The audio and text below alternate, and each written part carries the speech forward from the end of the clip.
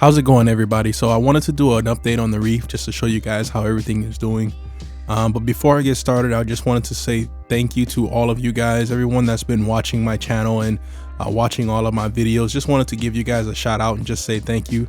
The channel has reached over 1,000 subscribers in such a short time, and I'm really enjoying myself making these videos and interacting with everyone in the comment section. It's been very encouraging. So we'll be doing a giveaway. The next video that I put out will be a product review, and then I'll be giving that item away. So just wanted to say a quick thank you. Let's go ahead and get into the update.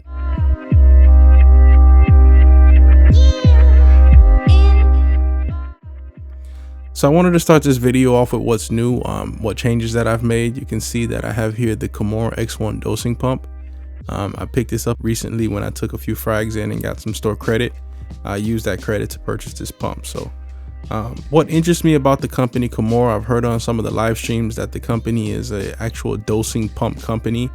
They don't just specialize in equipment for reefing, but they also produce pumps for medical grade and stuff like that. So just wanted to test it out, wanted to see. I've never used any of their products before, and I'm starting to see them a lot, so why not try it out? I do like the fact that it's Bluetooth capable. It allows you the opportunity to connect to the unit through an app on your cell phone, where you can control the amounts that you dose and the times that you dose throughout the day. So that was definitely another selling point for me. You guys know that I like to keep it simple, but I also like to keep it convenient. The unit itself was pretty simple and straightforward to get set up. Once you take everything out of the box, it's one of those things that you kind of just see what goes where. So getting it installed wasn't an issue at all. I've only been using it for a week to dose Acro Power, so I'm just going to monitor the performance, see how well it works, and just give you guys an update on its performance in a later video.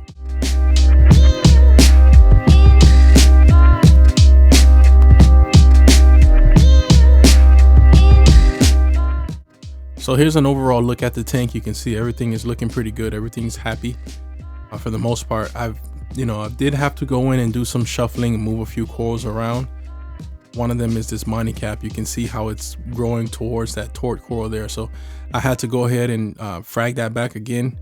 The Monties are definitely growing really, really well in the tank and growing super fast. So I guess that's a good problem to have. The corals, once they start to settle in and start to take off, you just have to monitor them and just make sure you're continuously pruning them and cutting them back so they don't, grow into each other and cause too much havoc in the reef. So it has its pros and cons. One of the pros is you're able to take frags into your LFS and trade them in for, more corals. Obviously the con is it's just you're having to make sure you do that more often and stay on top of it.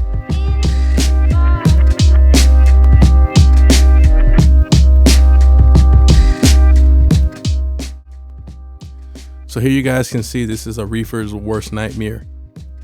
When I was trying to place the green Monty cap, you can see the entire top portion collapsed. And that's the worst thing that can happen to a reefer when they're trying to move just one coral. Something that could have taken me 5, maybe 10 minutes ended up taking me a full almost 6 hours to get the Rockscape back to the way I wanted it. I ended up even having to take the top portion of the rock completely out of the tank to stabilize the base portion of it again in order to get that back standing up the way I wanted it. So after a whole night of just aquascaping and stabilizing the corals, I did get it back to the way I wanted it. It's a little different, but it looks a lot better now. I really like the way the corals are standing up now. I like the way the Rockscape looks on the left. So moving on to other areas that I need to address. This center section here, you can see my Sunset Millie is encroaching now on the Monty cap. That's actually been going on for a while. And I also have that purple Digi that's right on the left side of the Sunset Millie that's also in danger. So I'm gonna figure out something there. I may just move the organ tort from the middle and move that purple Digi up to the top and then just kind of scoot that Sunset Millie over. That'll give me a little bit more space, a little bit more room there. So other than that, everything else has been growing nicely, been doing well. Just to give you an update on the cyanobacteria, you can see it's completely gone now. And I did exactly what I told you guys I was going to do. I increased my photo period on my refugium to 24 hours a day, and I continued my water changes, and that was pretty much it.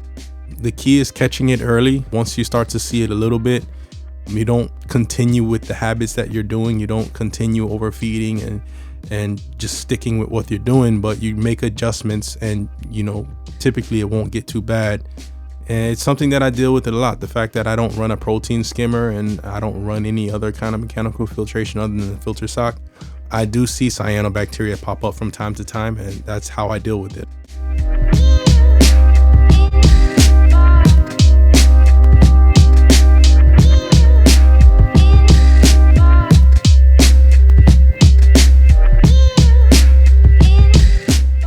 So here's my observation tank that I wanted to show you guys. I haven't showed it yet on YouTube.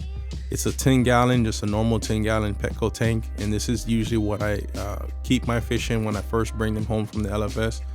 I put them in this environment just so they have, you know, a place with live rocks, sand, copepods, amphipods, something that's more of a natural feel rather than throwing them straight into a quarantine tank. They'll go into here and they'll settle down. I get them eating, get them used to me. And if I see them, you know, starting to show signs of ick or any signs of disease, then I'll take them out and right away put them into a QT system and start medication or any kind of treatment that I need to. Since I've started doing it this way, I've seen a lot more success with acclimating fish into the tank. Sometimes you don't see any stress because they're in a low lit environment, and you know they're able to settle in and do well. All these fish here that you see are doing well and are pretty much ready to go into the tank. The yellowtail tamarin raz isn't eating as well as I'd like him to eat. He does pick at the frozen food, but he's constantly picking at copepods and amphipods all day. So it may just be a case of him just not being that hungry because of all the other stuff that he has available to him. But I'll continue to feed him and we'll see what happens.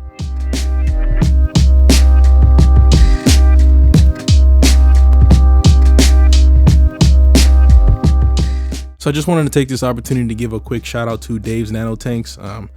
His channel is one that I've watched for a long time, and you know it's been a outlet that I've been able to go to and you know just pick up new tips and tricks and different things that you wouldn't be able to figure out on your own. He's always been there to give us good information. So just wanted to say shout out to Dave and let Dave know that we're thinking of him. I'm sure everyone by now knows that he's not doing too well. So if you have an opportunity, just give Dave a quick shout out, whether on his channel or by participating in his GoFundMe campaign. So I wanted to end this video with some clips from the FMAS frag swap that I went to a few weeks back. This was my first frag swap, and I wanted to just share this experience. It was a lot of vendors, tons of booths, tons of corals, and so it was a great experience for me. I did pick up a few things for myself, but I just wanted to share this clip with you guys. So thanks for watching this video. Stay tuned, and I'll catch you guys on the next one.